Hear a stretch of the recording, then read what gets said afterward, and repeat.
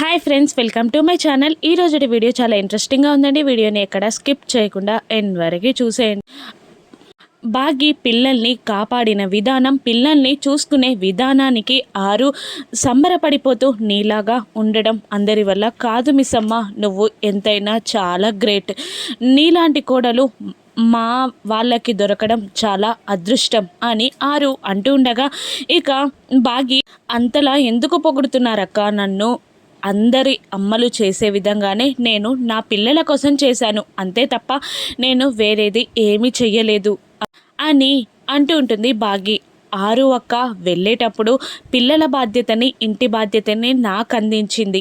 ఇది జాగ్రత్తగా చూసుకోవాల్సిన బాధ్యత నాపై ఉందక్క అని అంటూ ఉండగా, ఇక సంతోషపడుతూ ఆరు నేను వెళ్ళొస్తాను మిస్సమ్మ అని అంటూ అక్కడి నుండి వెళ్ళిపోతుంది. ఇక ముగ్గు వేయడం కంప్లీట్ అయ్యాక బాగి లోపలికి వస్తుండగా అమర్ హడావుడిగా ఆఫీస్కి వెళ్ళడం చూసి, ఏమండి ఇంత ఎర్లీగా ఆఫీస్కి ఎందుకు వెళ్తున్నారు అని బాగి అమర్ని అడుగుతూ ఉండగా, ఇక బాగి ఇలా అంటూ ఉంటుంది, ఏమైనా టెన్షనా అని అంటుండగా, లేదు నిన్న మనపై అటాక్ చేసిన గ్యాంగ్ దొరికిందంట, ఫోన్ వచ్చింది, అందుకే వెళ్తున్నాను అని అమర్ అంటుండగా, ఏమండి మీరు జాగ్రత్త అని చెప్తుంది బాగి. ఇక నేను జాగ్రత్తగానే ఉంటాను అని అంటూ ఏదో చెప్పబోతూ చెప్పలేక తడబడుతూ అక్కడి నుండి అమర్ బయటికి వచ్చేస్తాడు. అమర్ మనసులో మాట ఏముందో అని అనుకుంటూ అమర్ మనసులోని మాటని గ్రహించినట్టు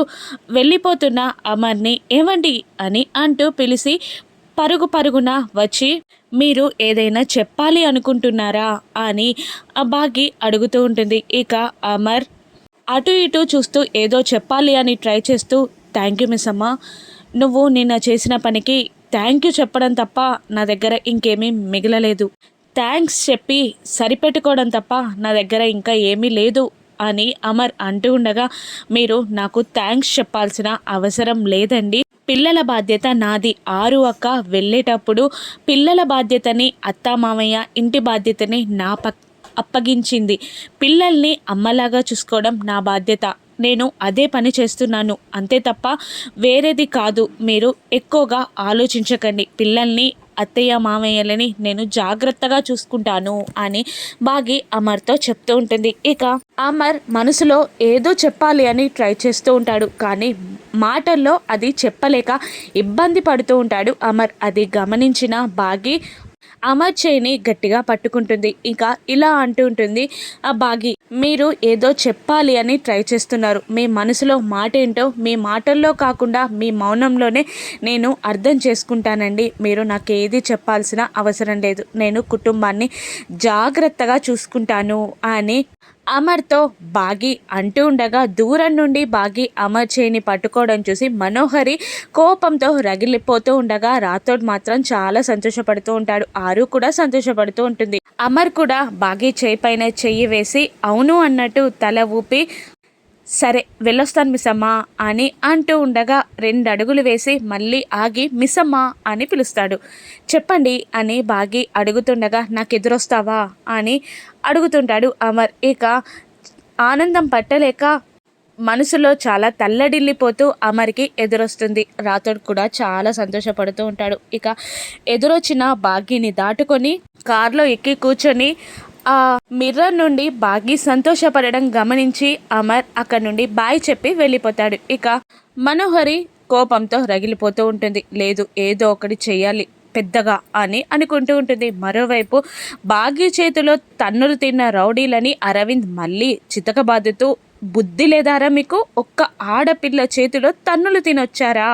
తను ఎలా ఉంది? కట్టె పుల్లలాగా ఉంది, ఆ అమ్మాయిని కుట్టలేక వచ్చారా అని వాళ్ళని దంచుతూ ఉండగా, అమర్ తన కుటుంబాన్ని ఒక సైన్యంలా రెడీ చేశాడు అన్న ఆ ముసలోడేమో తుపాకీ పట్టుకొని వచ్చాడు, ఆ పిల్లేమో కట్టె పుల్లలాగా ఉంది, కానీ అమ్మో ఆవిడ కొట్టే దెబ్బల్ని తట్టుకోలేకపోయామన్నా గంటలో నరకం అంటే ఎలా ఉంటుందో చూపించింది. మేము అంతలా భయపడిపోయామంటే ఆ అమ్మాయి ఎలా కొట్టిందో ఒక్కసారి అర్థం చేసుకో అన్నా.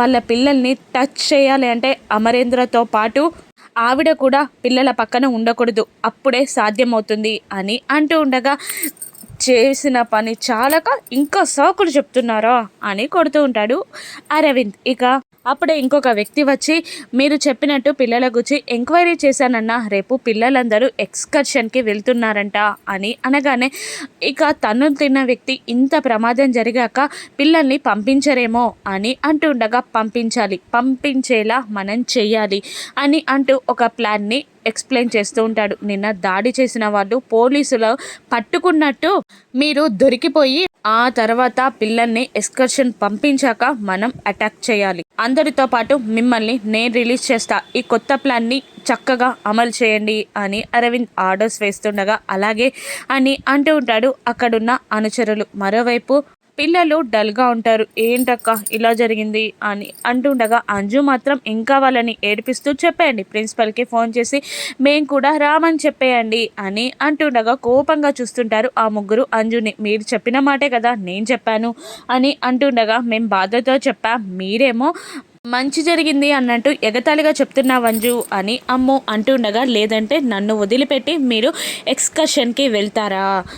దేవుడున్నాడు పైన, అందుకే మీరు కూడా వెళ్లకుండా చేశారు అని అంజు అంటుంటుంది. దూరం నుండి మనోహరి ఆ మాటలన్నీ వింటూ ఇంకా పిల్లల్ని రెచ్చగొట్టేలా, ఆ దొంగలు దొరికిపోయారు కదా, మీ డాడీ పట్టుకున్నారు కదా, మీరు ఎక్స్కర్షన్కి వెళ్ళొచ్చు కదా, మీ డాడీని ఒప్పించే బాధ్యత నాది అని మను అంటూ ఉండగానే పిల్లలు ముగ్గురు అయితే ఈ మాట మిస్సమ్మకి చెప్పాలి అని పరుగున హాల్లోకి పరిగెడుతూ ఉంటారు. ఇక అంజు కూడా నేను కూడా ఏదో ఒకటి చేసి ఎక్స్కర్షన్కి వెళ్తాను అని అంటూ వాళ్ళు వెళ్ళిపోగానే, నేను మార్కులు కొట్టేయాలి అనుకుంటే వీళ్ళేమో దాని దగ్గరికి బయలుదేరారు మళ్ళీ అని అంటూ ఉండగానే, ఇక అమ్ము వచ్చి మిస్సమ్మతో నిన్న అటాక్ చేసిన గ్యాంగ్ దొరికిందంట కదా అనగానే, సదాశివం గారు కూడా మిస్సమ్మ అవునా అని అంటుంటాడు. అవును, ఇంతకుముందే ఆయనకి ఫోన్ వచ్చిందని వెళ్ళారు అని అంటూ ఉంటుంది బాగి. ఇక అమ్ము అంటే రేపు మేము ఎక్స్కర్షన్కి వెళ్ళొచ్చన్నమాట అని అంటూ ఉండగా, బాగి అది కరెక్టే, కానీ ఇంత ప్రమాదంలో వెళ్ళడం కరెక్ట్ కాదనుకుంటా, కొన్ని రోజులు మనం సేఫ్గా ఉంటే బెటరేమో అని అంటూ ఉండగా, మనోహరి అదేంటి దొంగలు దొరికిపోయారు కదా ఇంకా ప్రాబ్లం ఏముంది అని అంటూ ఉండగా, ఇక పిల్లలు ముగ్గురు మళ్ళీ బాగీని ఇలా అంటుంటారు. నువ్వు చెప్పావు కదా మిస్సమ్మ దొంగలు దొరికితే ఎక్స్కర్షన్కి వెళ్ళొచ్చని, మళ్ళీ ఇప్పుడు ఎందుకు అలా మాట్లాడుతున్నావు అని అంటూ, మేము వెళ్ళి తీరాల్సిందే అని మంకు పట్టుపడతారు. ఇక మళ్ళీ మనోహరి ఇంకా పిల్లలపైన బాగీపై ద్వేషాన్ని నింపడానికి, నిన్న నువ్వే అన్నావు కదా దొంగలు దొరికితే పిల్లల్ని ఎక్స్కర్షన్కి పంపిస్తానని, ఇప్పుడెందుకు వద్దు అన్నట్టు మాట్లాడుతున్నావు? నేను నిన్న ఇదే మాట అంటే నన్ను తిట్టావు, మళ్ళీ ఇప్పుడు నువ్వు ఇదే మాట అంటున్నావు అంటే నిన్న పిల్లల దగ్గర మార్కులు కొట్టేయడానికి అలా మాట్లాడావా అని మనోహరి బాగిని అంటూ ఉండగా, సదాశివం గారు కోపంగా మనోహరి దగ్గరికి వచ్చి, నిన్న ఉన్న సిచ్యువేషన్ వేరు, ఇప్పుడు ఉన్న సిచ్యువేషన్ వేరు, నిన్న అంతలా ప్రమాదం జరిగాక కూడా మళ్ళీ తను ఆలోచనలో పడింది, అందులో తప్పులేదు కదా అని సదాశివం గారు మనోహరికి వార్నింగ్ ఇస్తూ ఉండగా, బాగి ప్రమాదం ఉందని తెలుసు కానీ ఇంత లెవెల్లో ఉందని తెలీదు, అందుకే ఇలా మాట్లాడుతున్నాను. కొద్ది రోజుల తర్వాత మనం అందరం ఫ్యామిలీతో కలిసి 2 days ఎక్కడికైనా వెళ్దాం అని బాగి అంటూ ఉండగా, మనోహరి పిల్లలతో ఉన్న ఎంజాయ్మెంట్ పెద్దవాళ్ళతో ఉంటుందా, అందుకే అంటున్నా అమర్ని నేను ఒప్పిస్తా అని అనగానే, అంజు కోపంగా అయినా మిస్సమ్మని మనం ఎందుకు బ్రతిమిలాడాలి, డాడీ ఒప్పుకుంటే సరిపోతుంది కదా, డాడీని ఆంటీ అడుగుతానంటున్నారు పదండి అని అంటూ పిల్లలు వెళ్ళిపోతారు. ఇక మనోహరిని బాగి కోపంగా చూస్తూ ఉంటుంది. ఇక పిల్లలు ఎక్స్కర్షన్కి వెళ్తారా, అక్కడ అడవిలో జరిగిపోయే ప్రమాదాలేంటో రాను ఎపిసోడ్స్లో చూద్దాం. Thank you for watching.